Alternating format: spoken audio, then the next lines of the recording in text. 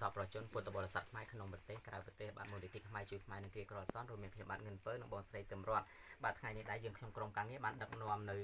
បាទជាបច្ច័យសម្រាប់ចូលរួមកសាងប្រាសាទព្រះកណេសបាទនៅវត្តព្រះដំរីបារមីភ្នំយងដងស័ក្តិសិទ្ធិក៏ដូចជា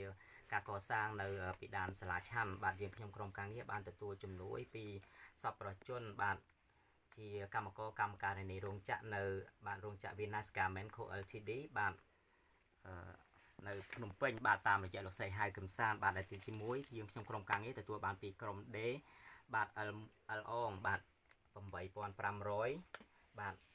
L1 8500 L2 9000រៀលបាទ L3 7500 L4 10000រៀល L5 6500រៀល L7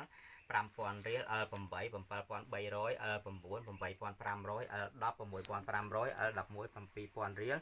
L12 6500រៀល L13 8300រៀល L14 7000រៀល L15 10000រៀលបាទ L16 5500រៀល L17 7700រៀល L19 6500 L20 9700 L22 9200បាទផ្នែកចល័ត18600ផ្នែក QC 8000រៀលផ្នែកអ៊ុត10សំទោស11000រៀលផ្នែកវិកខ្ចប់16500រៀលផ្នែក QC1 7500រៀលផ្នែក QC2 14500រៀលផ្នែកតុកកាត់18500រៀលផ្នែកឃ្លាំងក្រណាត់15000រៀលផ្នែកបោកទឹក7500រៀលប្រធាន QC កញ្ញាសួរ20000រៀលលោកស្រីអូនព្រមទាំងបុត20000រៀលបាទអូនស្រីសុផាសុនីតា20000រៀលបាទប្រធានក្រុម L1 20000រៀលប្រធានក្រុម L2 10000រៀលប្រធានក្រុម L3 20000រៀលប្រធានក្រុម L4 20000រៀលប្រធានក្រុម DL5 បាទ20000រៀលប្រធានក្រុម L9 20000រៀលប្រធានក្រុម L13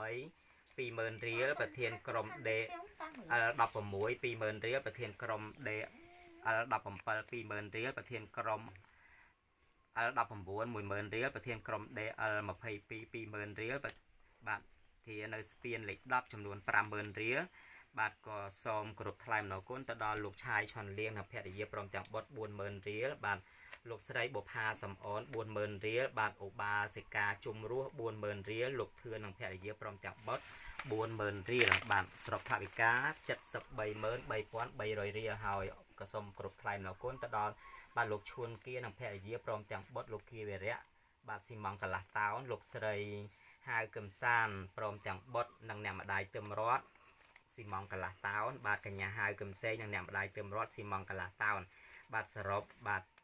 ស៊ីម៉ង់1តោនកន្លះសម្រាប់ចូលរួមកសាងនៅប្រាសាទព្រះកណេសនេះផងដែរបាទជាងខ្ញុំក្រុមការងារក៏សូមគោរពថ្លែងអំណរគុណ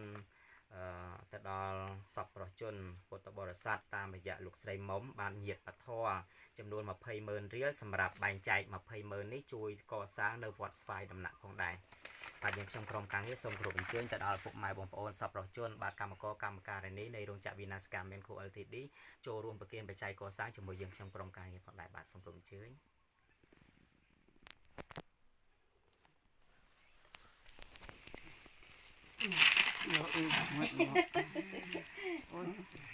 ចាសូមក្រុមជើញសប្បុរសជនទាំងអស់នឹងរោងចក្រ Vinas Garment Co Ltd ទាំងអស់គ្នាប្រគល់បច្ច័យកសាងម៉ែទាំងអស់គ្នាតាយាយអស់